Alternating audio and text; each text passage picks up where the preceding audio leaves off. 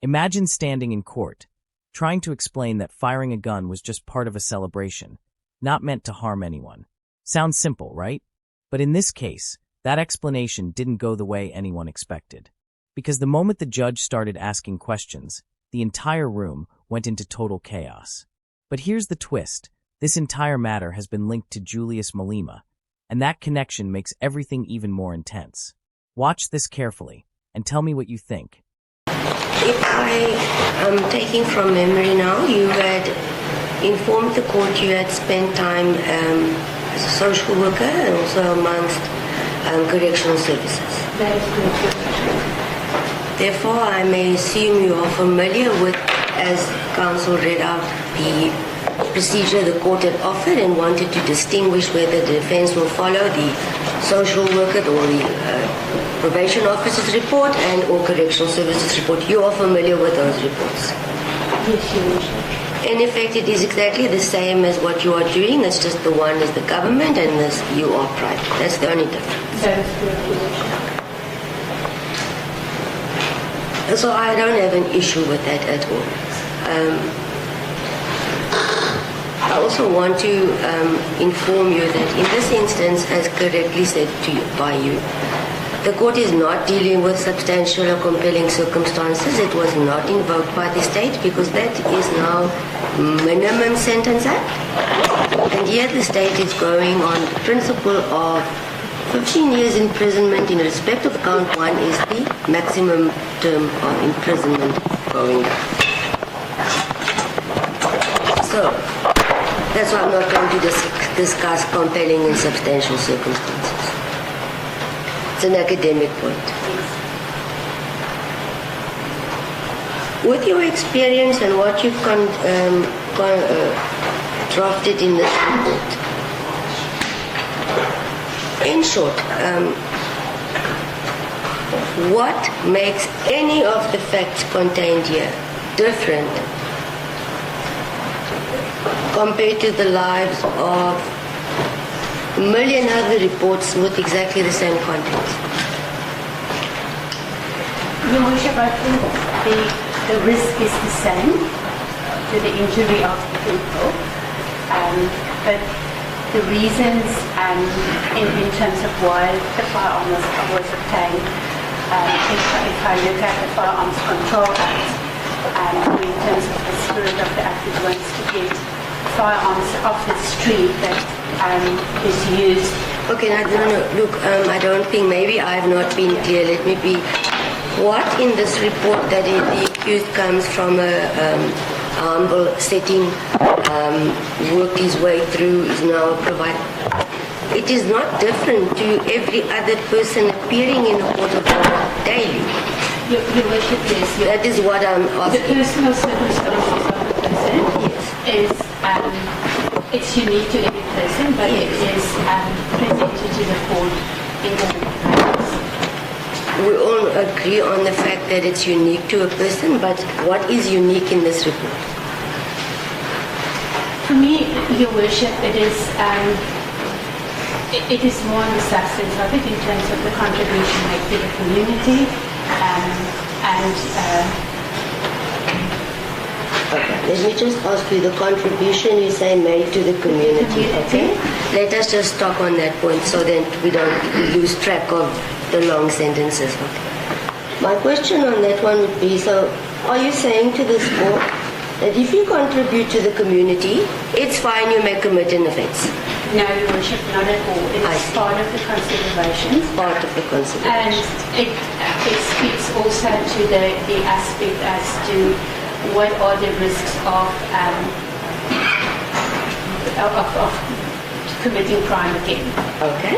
Then while we're on this point, you've emphasized throughout your evidence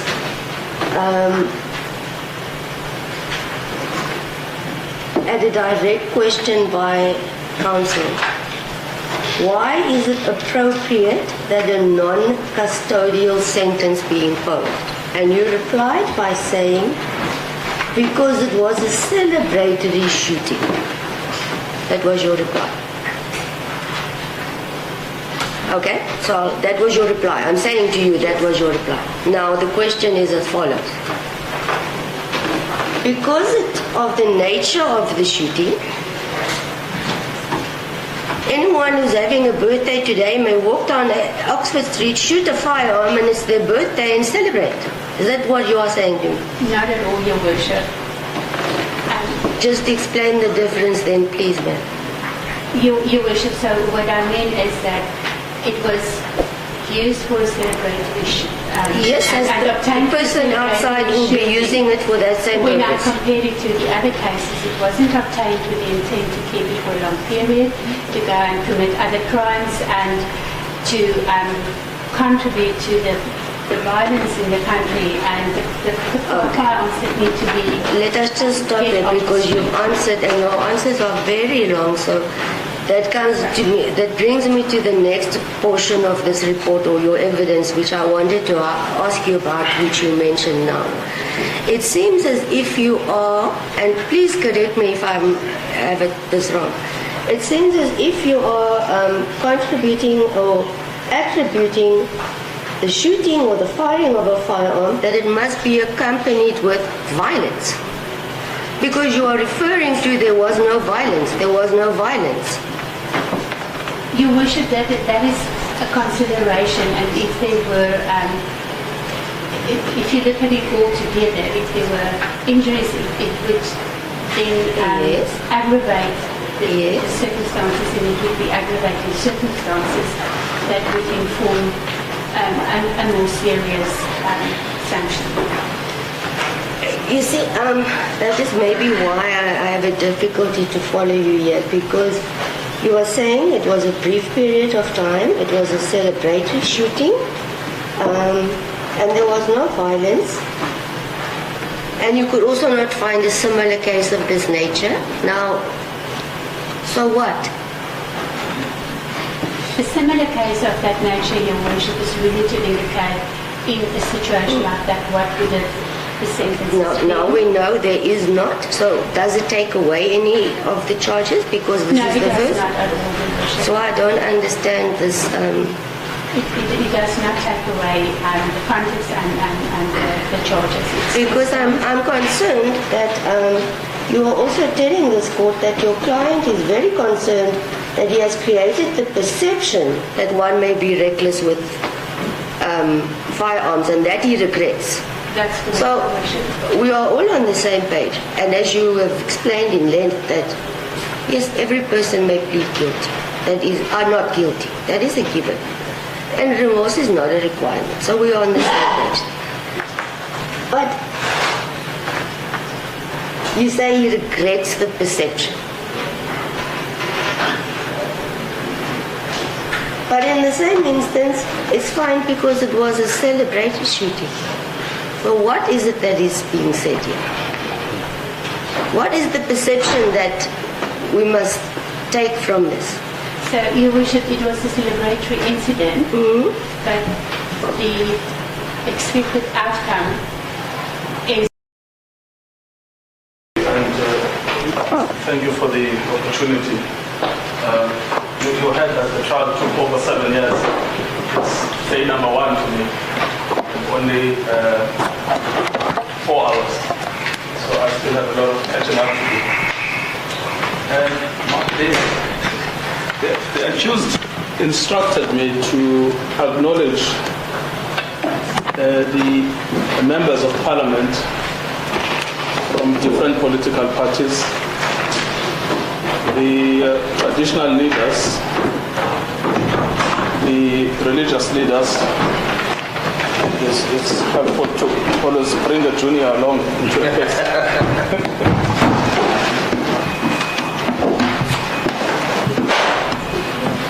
Thank you.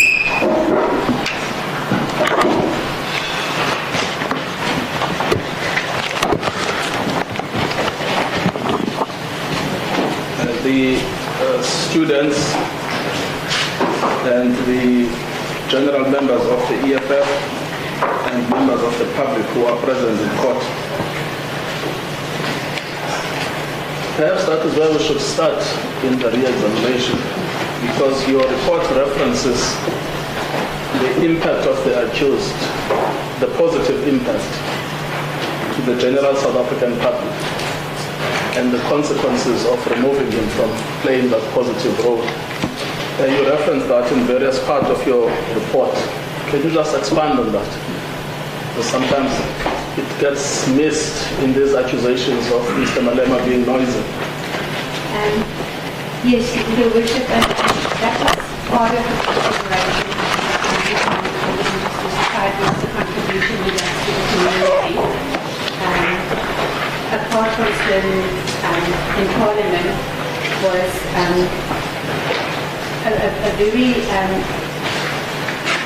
it's a concern for the community and the activities that people contribute.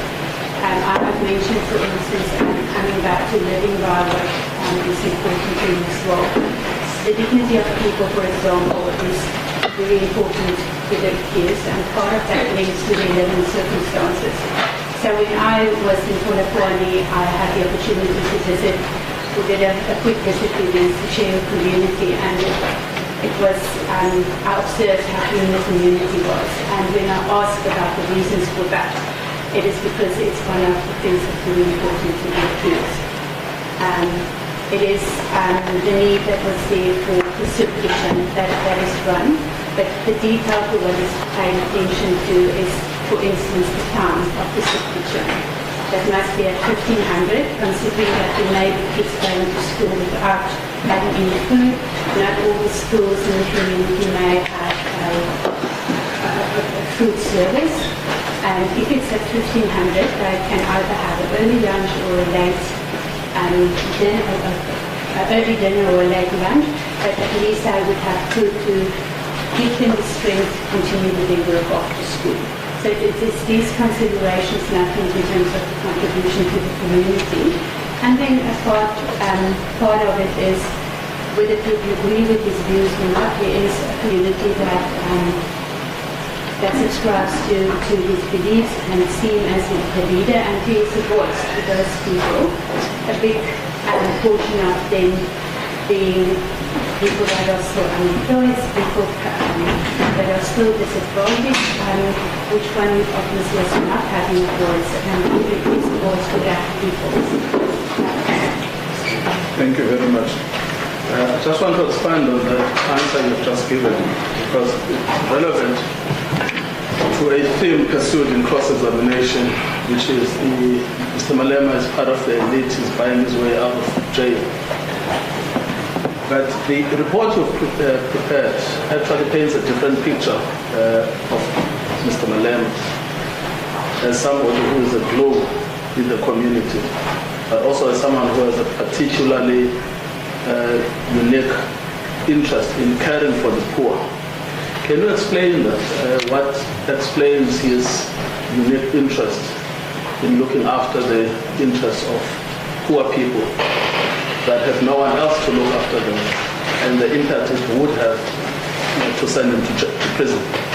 Your Worship, I think that focus on caring for the poor is a combination of his personality, the things that drive him, also being a protector of the poor and to do what's right and to help them.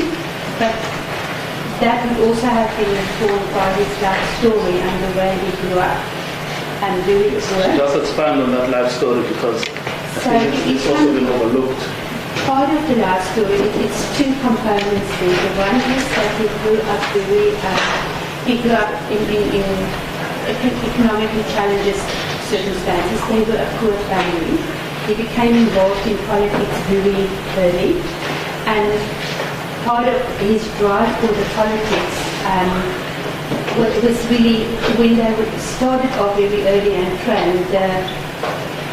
What they were working for is a better South Africa if the apartheid regime had come to a fall.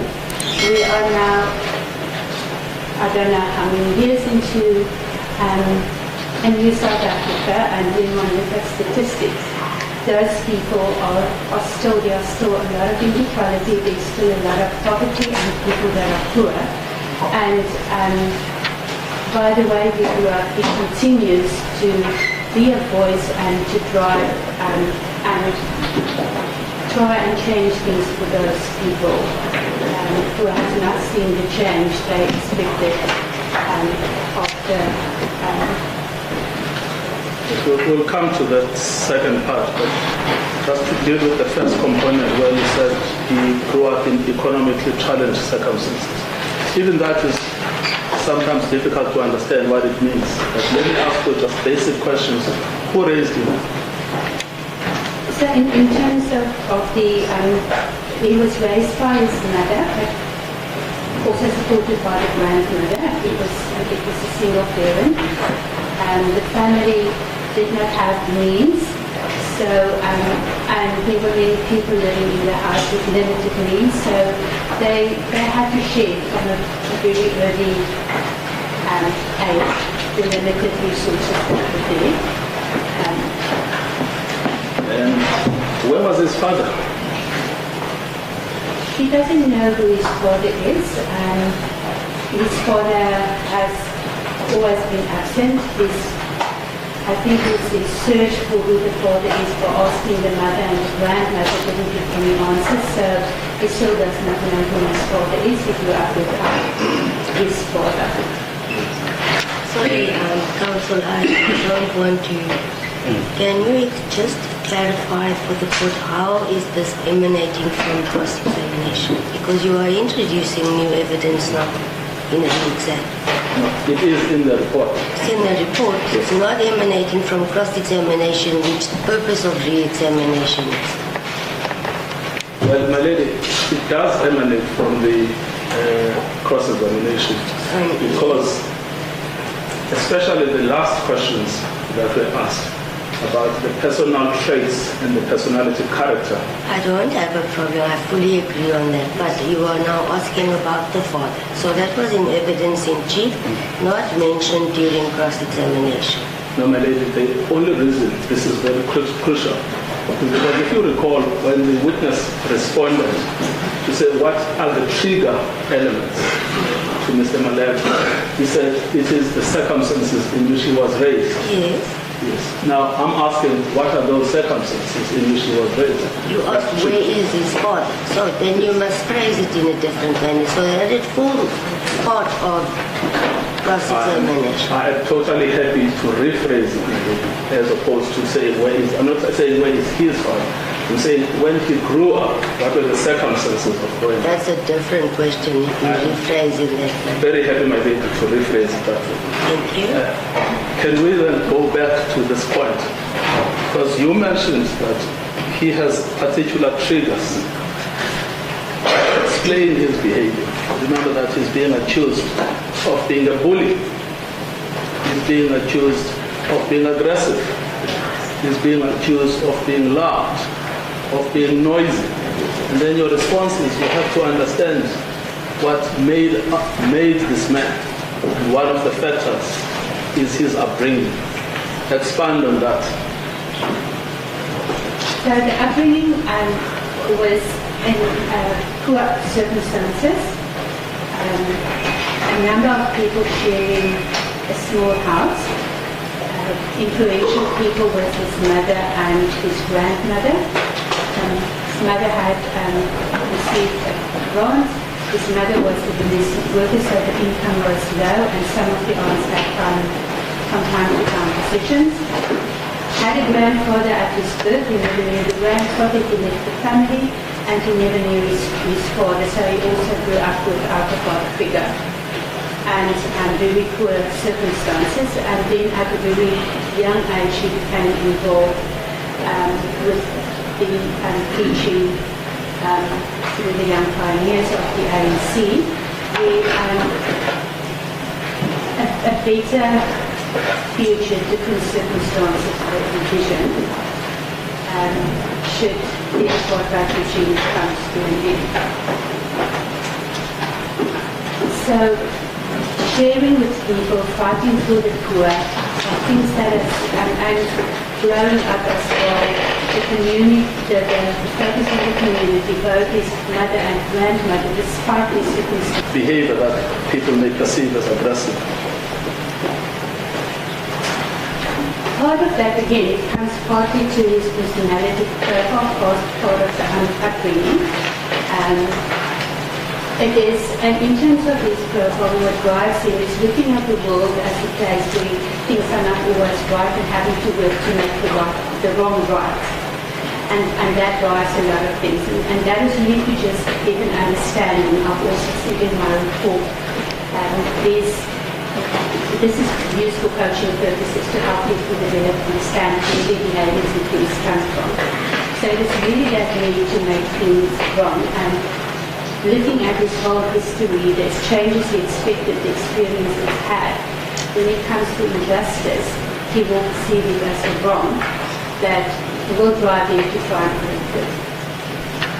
Thank you. And the allegation that he is a bully, how did you perceive it as a person who's actually studied his personality?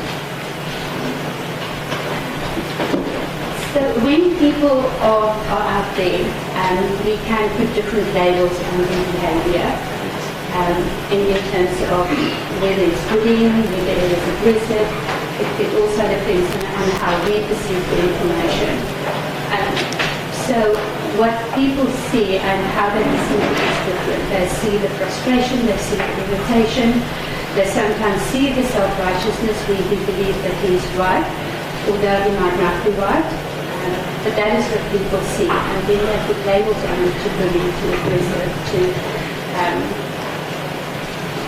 how we want to explain it. But what is your own opinion as a person who studied his personality? So, in terms of my experience of the person in my work with him, I have, as I've mentioned in my report before, I have experienced him to be very approachable and forthcoming with information. There were no restrictions on what I could ask or not ask. If there was I didn't agree, he would tell me about that, and we would discuss it, but I've never experienced it like that, which is different from the profile people I see. But yes, the point is still that I've mentioned if he's there to seek justice or he's perceived to be wrong, he will react, and it will be an emotional type of reaction that can be seen as the source of it may be frustration, but it can be seen as rude or aggressive, how people perceive it when he reacts. Then, these two aspects, which is his concern for the poor that is informed by his upbringing, his aversion to injustice, how do you think they will play out in the sentencing, which is what these proceedings are about? I'm not sure I understand the question. Yes, but why are they relevant for her ladyship to take into account in sentencing? So, if I put it all together and the two pieces that I consider is, he's a voice for the people and he's serving the community. So, if we then look at the custodial sentence, we don't only take out of the equation a suffering person, but we also take out the person who dedicated his time, who is dedicated to serving the community, which impacts society, and that is really the link about it, is to fight for the poor, for justice, and to make a difference in society. And if we remove that, the people supporting him, there's a void in terms of their voice, and the projects where the community, all these efforts to make things better with people may in the end not be sustainable. Yes, thank you very much. Now, I just also want to close this part dealing with the criticism that 5 hours was too short. My understanding of your response is that when you are doing a personality assessment of this type, it's not just the accused, it's the accused and other people who know him. It's the research on publicly available sources. It's the compilation of the report, and then it's further engagements with the accused. Firstly, am I correct in outlining those steps as being the actual sources of the report, not only the 5 hours? Your Worship, that is correct. It is an approach of getting information, verifying it, and getting it from different sources. Sometimes when you look at sources to verify the information, but it is a combination. And I just want to add that it's not necessarily about assessing the personality of the person.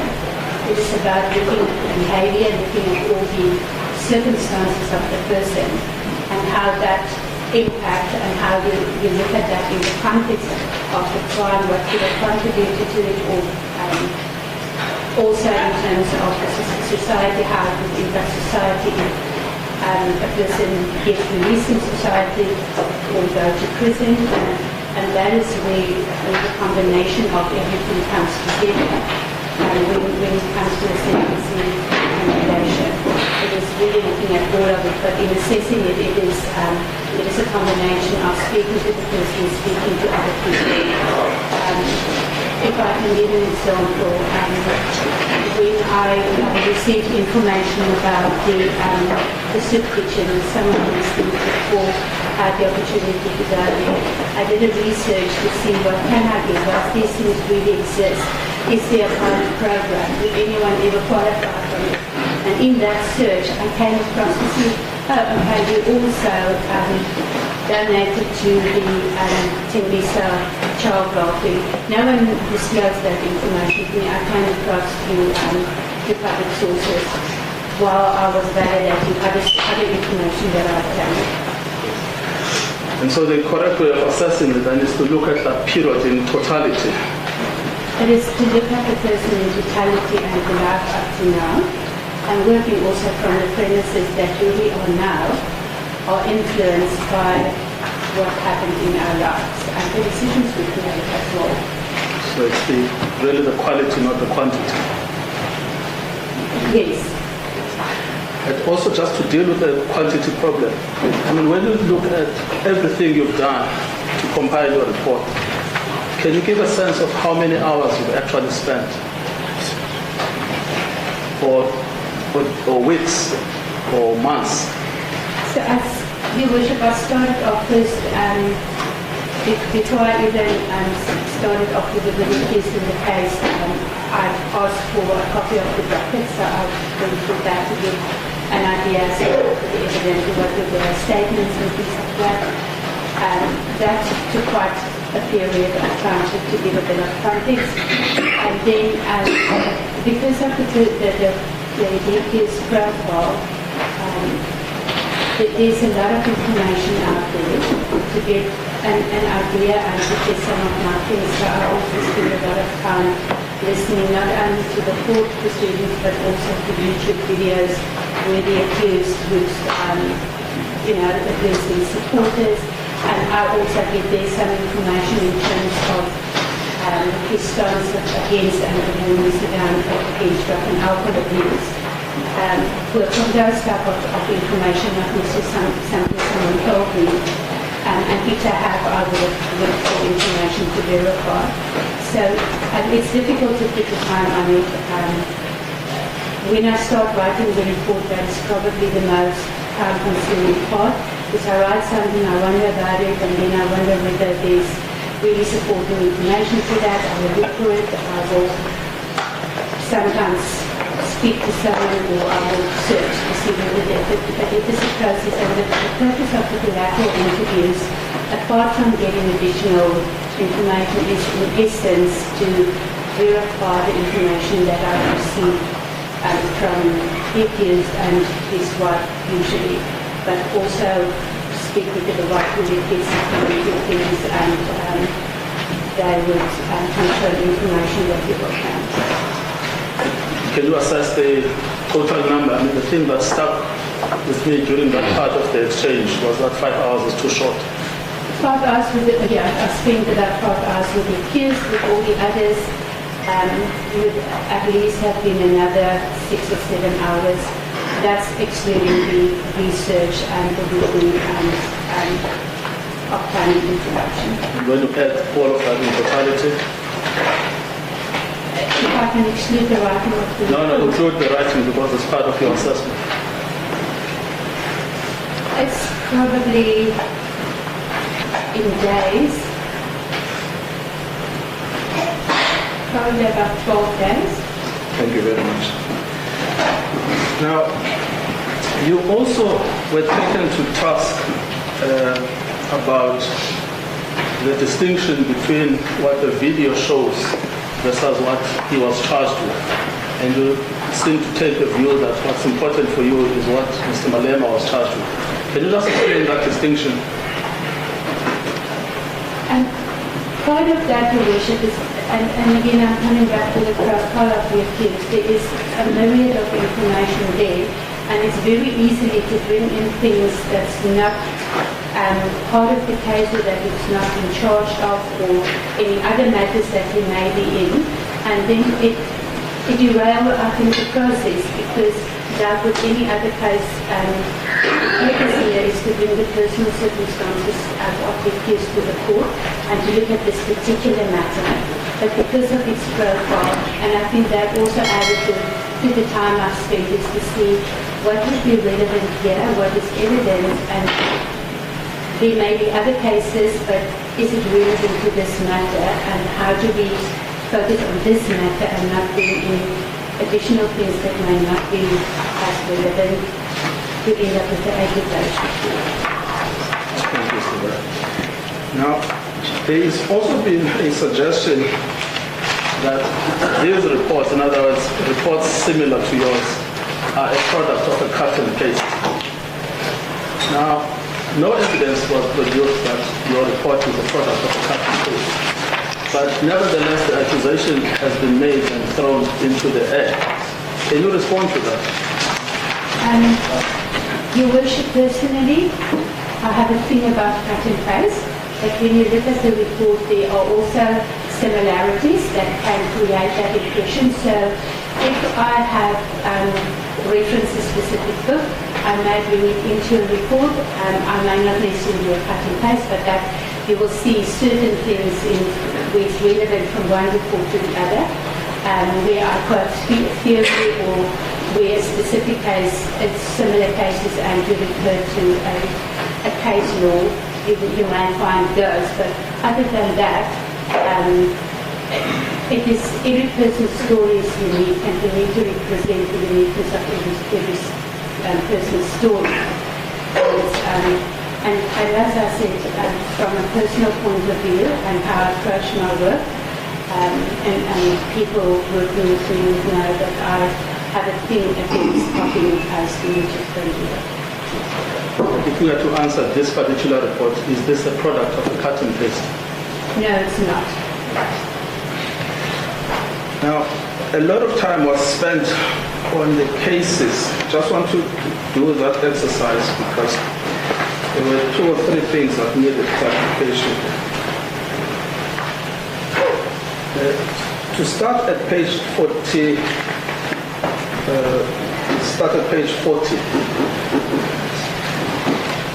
of your report.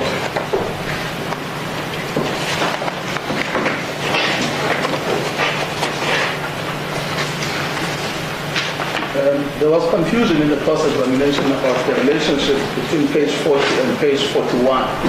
Can you just clarify that first? So page 40 was really a few cases that I've indicated to say that when you work with cases, irrespective of the seriousness of the crime, there are sometimes exceptions in terms of the circumstances and also the circumstances of the people involved, the accused.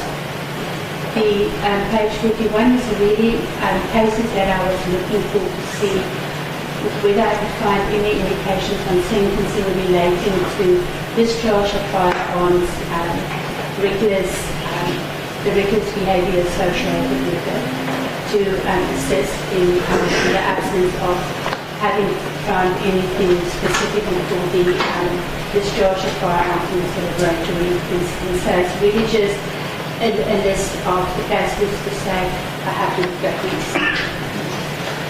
Now there are 2 cases I want to reference at page 40.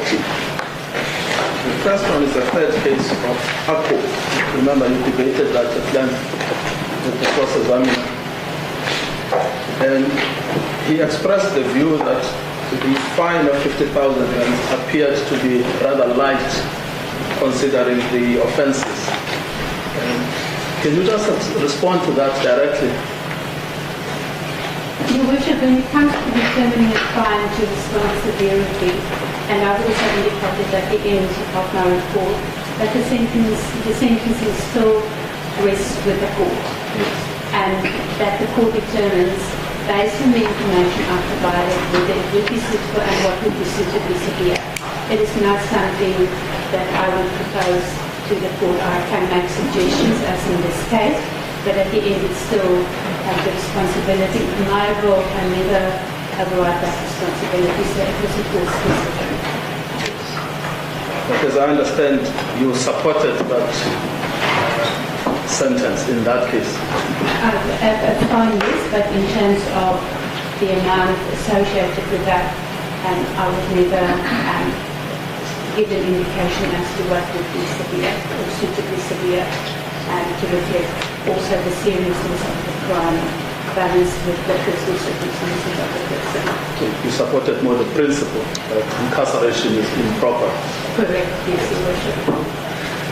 And the next case is the case of Bezos.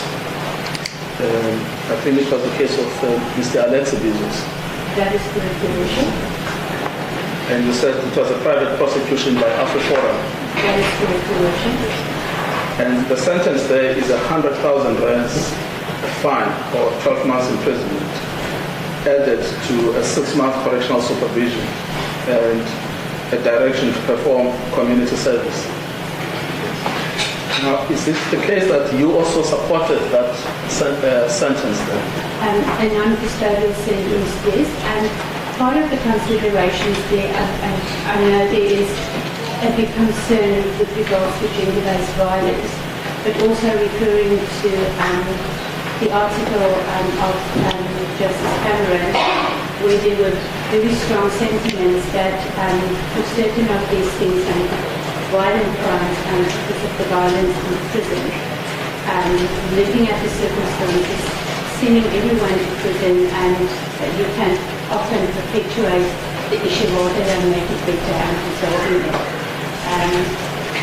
Well, it was part of the considerations, and I have written that case consider instances of gender-based violence and how it occurs, and statistics around it, and specifically also it is a big concern, but we want proportionally it's also there are certain communities that are much more exposed to it than others, and how do we balance and how do we come to a solution in addressing it, and obviously there are other personal circumstances of the absence of, you look at trends, there are no trends of violence with anything like that. There's a number of considerations. It's not always as easy to say this is the case and this is the matter. When you bring in the personal circumstances, every person is different and the personal circumstances is different. And in another similar case, you have a person who is repeatedly violent, who have other violent tendencies, violent with other people. So there are a lot of considerations that we need to apply. And my focus was to bring the personal circumstances and try to make what happened. Yes, I mean, the Alcohol case is unique in this context because similarly to what we are dealing with, it's also about a negligent use of a firearm. It is also a discharge of a firearm. So which matters? Alcohol, the third case. Yes. But the presiding officer in that case felt that a non-custodial sentence is appropriate. That is correct. And similarly in the Bezos matter, it is a GBV issue which is a big public concern. But the presiding officer in that case also felt that a non-custodial sentence would be appropriate. That is correct. Now, you've explained what page 41 is doing, but I also want to do the same exercise in relation to that. So you clarified what that is doing there. It's similar cases or cases that... Where similar charges were raised, Your Worship. Yes. What do you mean by that? So if I look at the first one, although it was murder, there was also a charge for reckless endangerment to personal property, for which the accused was sentenced to 2 years imprisonment. It's not similar to this case, but it is a similar charge for another incident. And in that instance, the person was sentenced to 2 years imprisonment. And then perhaps the second and the third case, which I thought were probably the more on point here. Yes, so I think it's similar in the way that it was the discharge of the firearm in situations that could have injured people. The difference of it is that there's no indication that those firearms were possessed illegally. In relation to which case? The S versus Pistorius case? The Pistorius one, yes, and the one that was referenced in that other matter referred to. And that's which one? The third one? Yeah, the third one. Maybe, Your Worship, this case will be given to you in due course. The case of South African Human Rights Commission and another versus Malema and another. If there's a copy.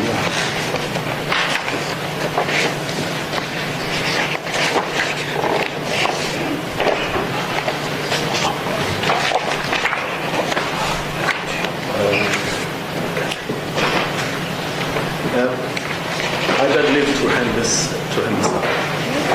At the end, we'll just mark everything that's been submitted during the evidence at the end.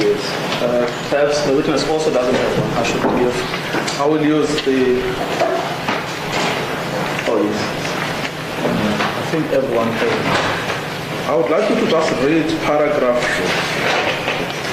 16 into the record of that judgment.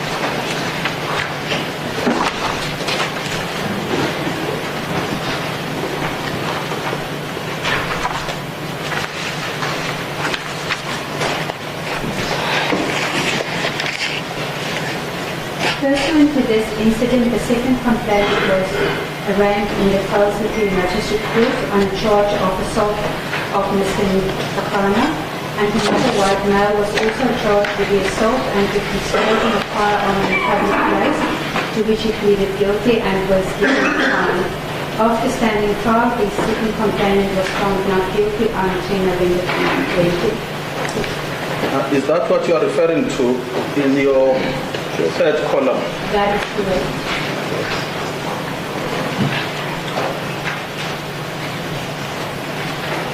Now, if we could then go to the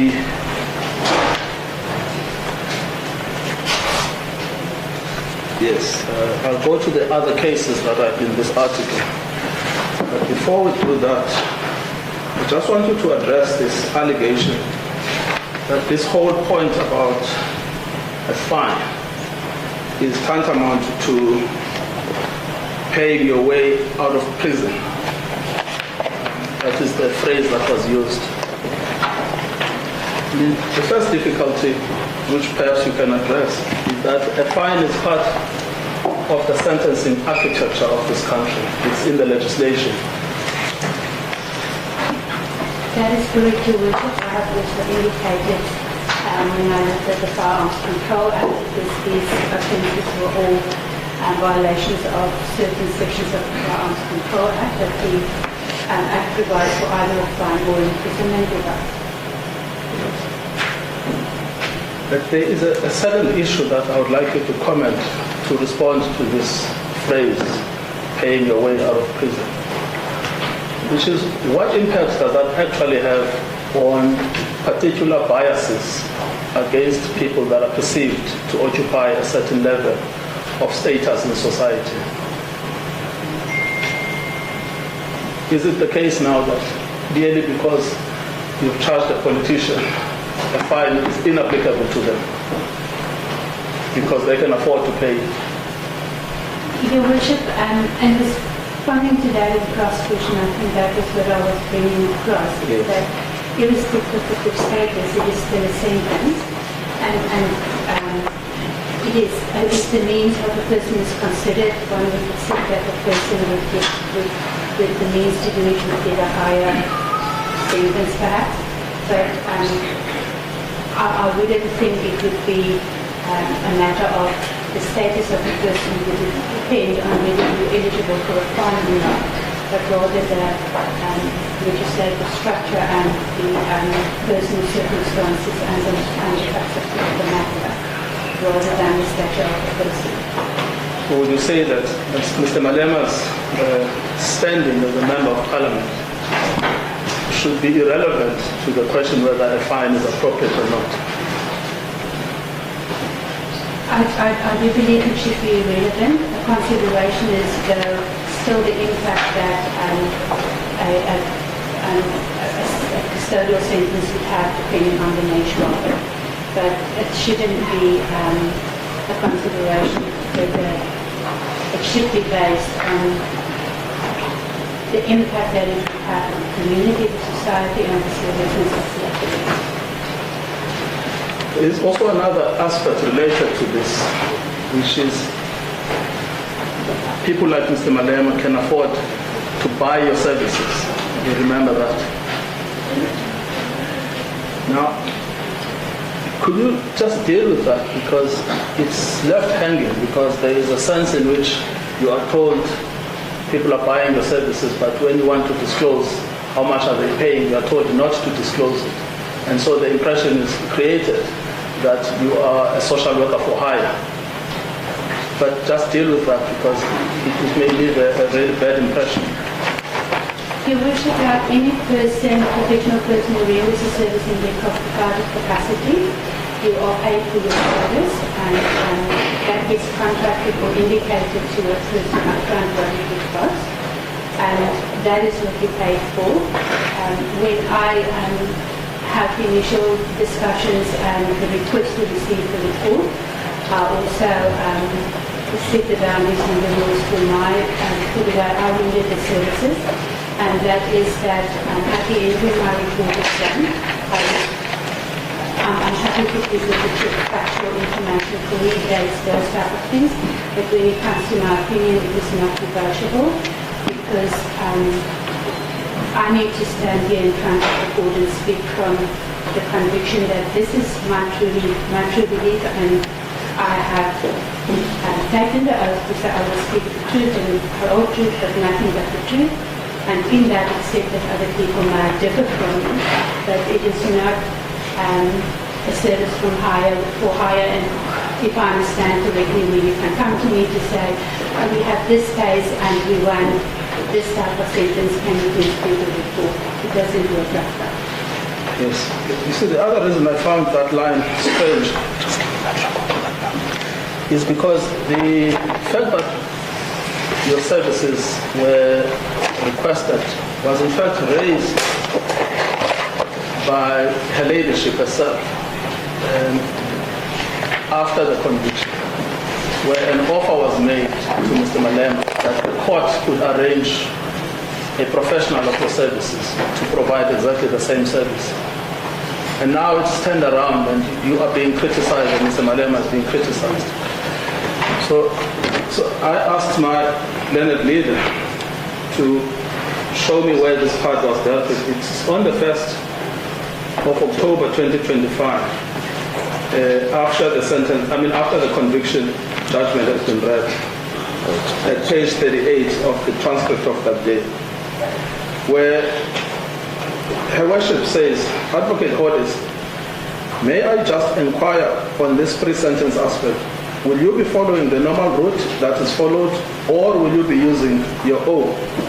Then he responds, our own, Your Worship, in private practice. And then the judge says, okay. And then Mr. Hodges says, the sick man is bad, Your Worship, but I have attempted to get hold of Mr. Ina Thompson, so they've known about this long, who does reports regularly and is qualified with an LLB and a degree in social work. She does a lot of these reports. Then the judge says, the reason why I'm asking is merely so that the clerk of the court may know whether she should prepare a request for the normal route, but now that has been ruled out and the defense will do so on its own. So this is not a special favor to Mr. Malema. This is a normal route. Yeah, Your Worship, when I took the notice contact with you, we checked my availability, and I indicated that I'm available on that day. He only later told me that it is for this particular case. In your line of work, do you also do reports for victims of crime as opposed to perpetrators? I've never received a request, but where there is a victim, we know it's not society that were impacted, but there is a victim. I always reach out to the prosecutor for the case if there is not a victim impact report or a statement from Department of Social Development. I always reach out to the prosecutor to ask whether they would be comfortable if I also include the impact on the victim within my report to give all the information and balance report. So you try to incorporate it into your report? If I do, if there is no independent statement, because it is an important part of the proceedings, and it is important that people should also be heard. And if I am then permitted to do so, yes, I do. Because in this current report, and that's something that came towards the end of your evidence, there is no reference to victims. Is there a reason for that? It is because there were no individuals that were harmed. So in a certain sense, one can probably view society as the victim because of the perception that it may create it, but there was no then indirect victim that were impacted or harmed, and that came to the court.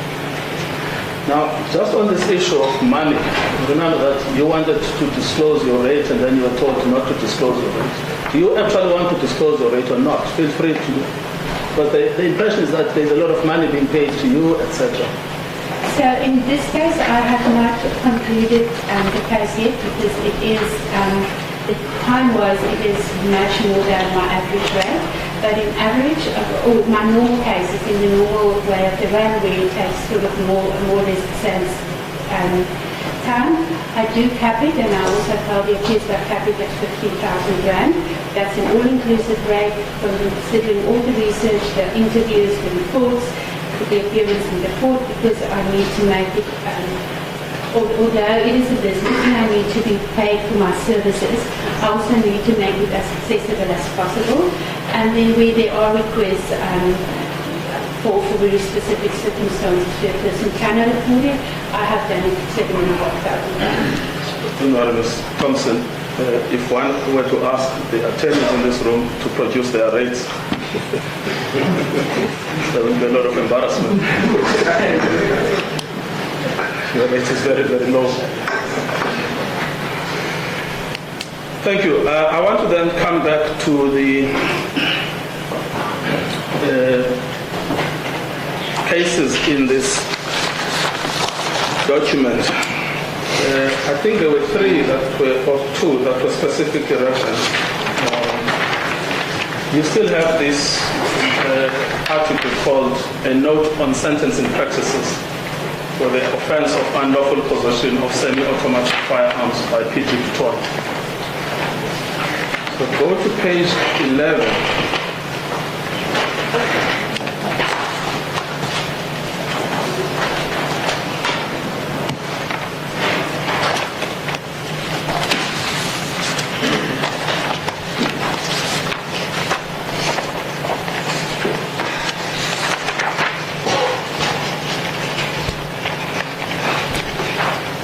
The first case that was referred to, and the way it was presented, is that it is on point, not just similar but on point. As versus similar, as versus Asma, the judgment of the Supreme Court of Appeal, and I remember you constantly asking what are the facts. The facts are set out in the judgment itself. at paragraph 1, and I just want to read this out for you. It's a judgment by Judge Shongo. On 2 October 2008, the appellant, Mr. Yusuf Mohammed Asma, was convicted by the KwaZulu-Natal Division of the High Court on charges of kidnapping, murder, and the unlawful possession of a fully automatic rifle, to wit, an AK-47, read with Section 51 of the Criminal Law Amendment Act. He was sentenced to 8 years imprisonment of the kidnapping charge, life imprisonment on the murder charge, and 15 years imprisonment on the unlawful possession of the firearm. And we know the firearm to have been an AK-47. The court ordered the sentences to run concurrent with the sentence imposed on the murder charge, i.e. life imprisonment.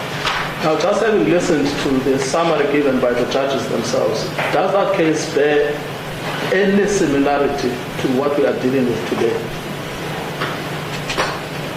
Your Worship, apart from the similar charge that is in there, I do not see it.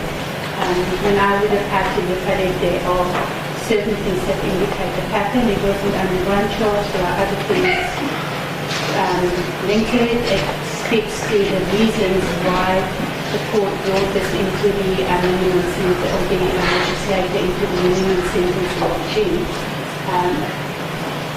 So it is different, and if can't be committed, it is also different.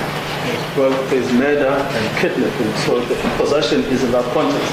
And even if the other firearm for which the appeal was upheld was not linked to those, there is still a concerning pattern where firearms are used for violent crime. Which is the point you've been trying to drive today. Yes, Your Worship. Thank you. And then there is another case, I think this one is Swartz at page 15, which also was cited as being similar to this case.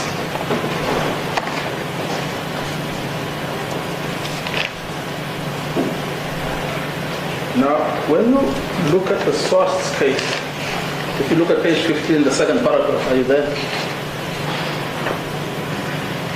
Of the article.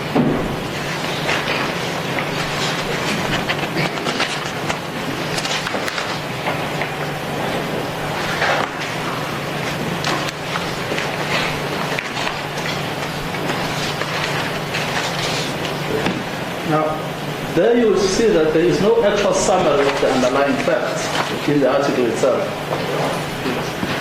which makes us to then go and find the judgment itself to see what actually was going on. Now, in paragraph 3, it's an appeal, a judgment of Judge Rogers when he was still in the High Court before his elevation to the Constitutional Court. It says, the facts and respects of counts 1 and 2 are that on the evening of the 28th April 2012, Arendse was patrolling in Pumlani, in the Lotus Refield area, together with a member of the neighborhood watch. They came across the appellant, who was in the company of another man. As Arendse got out of the patrol vehicle to question them, he saw the appellant take something from his pocket and throw it over the nearby fence. Arendse searched the appellant and the other man, but found nothing on them. While the member of the neighborhood watch guarded the appellant, Arendse inspected behind the fence and found a cocked semi-automatic pistol with 8 rounds of ammunition. The appellant's version, which the magistrate rejected, was that he had been in the company of 4 other people, that he had not been in possession of the firearm or thrown anything over the fence, and that he had not seen anyone else do it.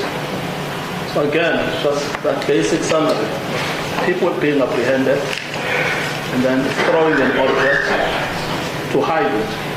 And then that object is later found to be a semi-automatic rifle. They are asked about it, they deny it. And those are the facts. Can you comment on the similarity between that case that was read out to you and what we are dealing with today? It is, again, it speaks to this possession, and that would be the similarity. But in terms of the detail of the matter, and some of the information is obviously not always, is not there when you speak to the people and you go into detail into the case, those things come there. But what would I want Why did they have, even if they didn't destroy it, why did they have to do it? What was the intent of it? For how long did they have it? There's a lot of questions that I don't know, but it doesn't, on face value, it's similar to me. Now, in this particular case, as I understand, those were the only two cases that were extrapolated from this article. Now, in this particular case that you were dealing with, you mentioned earlier in your cross-examination about the absence of a witness who was either harmed or scared, because there was a suggestion in the cross-examination that people could have been scared. And I couldn't work out whether there was any evidence that there were people that were scared. People could have been caught.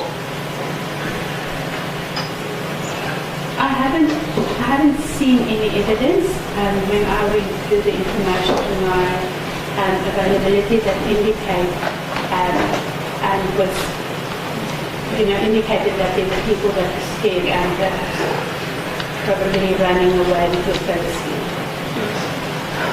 And then there was also this question around the one case you cited where someone is not shooting at a particular target but is shooting in the sky.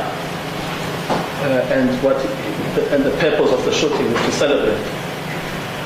Now, I mean, have you found, you've done thorough research on this, any case anywhere closely approximating what we are dealing with here?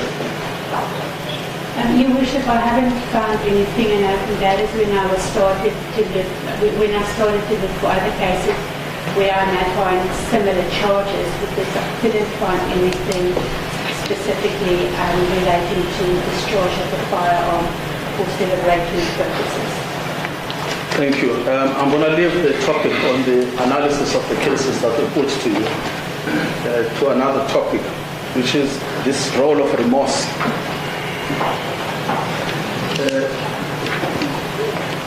I just want to understand what your evidence is. Your report says that the accused regrets the consequences and the attention that was paid to the incident, regrets the incident. And he also regrets the fact that people might think that the use of firearms is acceptable, following his example. And then you said, well, remorse does not aggravate. How do you see the role of the position of the accused specifically? Yes, the relevant parts is is page 19, paragraph 46 and 47. If you want to remind yourself. So, as I mentioned, I don't see remorse as an aggravating, the absence of remorse as an aggravating factor, but the existence of remorse is a mitigating factor. In this instance, the accused claims that he is innocent, so I wouldn't say that there's remorse in the true sense of the word, but if one links it to say, is rehabilitation needed? Do we need to convince him to be a better person? The fact that he understands the seriousness of what could have happened, even though it's not by his own doing, perhaps no one got injured, but that. And the fact that he regrets that it created the perception, which was not, he wouldn't have wanted to create, that it is acceptable to be reckoned with firearms, indicate that a way of thinking that would prevent you from doing a similar thing again without having to go or consider rehabilitation to convince you that this is totally wrong and it's dangerous. Yes. Now, you were criticized that the sentence you are recommending is just too light. I think that's really, if we have to strip all of this thing off the verbiage, to say this is just too light. Okay? There is a range. There is custodial, there is suspended, there is a fine. That's a range. I just want you to explain to his leadership why a non-custodial sentence is in fact the appropriate sentence in this case. Your Worship, if I look at the detail of the case, the fact that it was a celebratory shooting, the intent was not to harm anyone else that even the position was for a very short period of time. There was no intent to keep it for a prolonged period. Together with that, if I look at that and I look at society and I say we are removing a person from society that is contributing positive to society, that is a family person, and removing people from the families also have a ripple effect on society. So if I look at that and I look at the price society is paying for a custodial sentence, the question that I have is then, does what we would gain from it is to send a message to people it is incorrect, and I know there's also views on the deterrent value of it. Does it really justify the price it is going to pay for specifically the impact on the community and through the community initiative and also to effect on disrupting a functioning family? Thank you. I have nothing further, Malik. I just want to see if my colleagues feel stronger about anything else.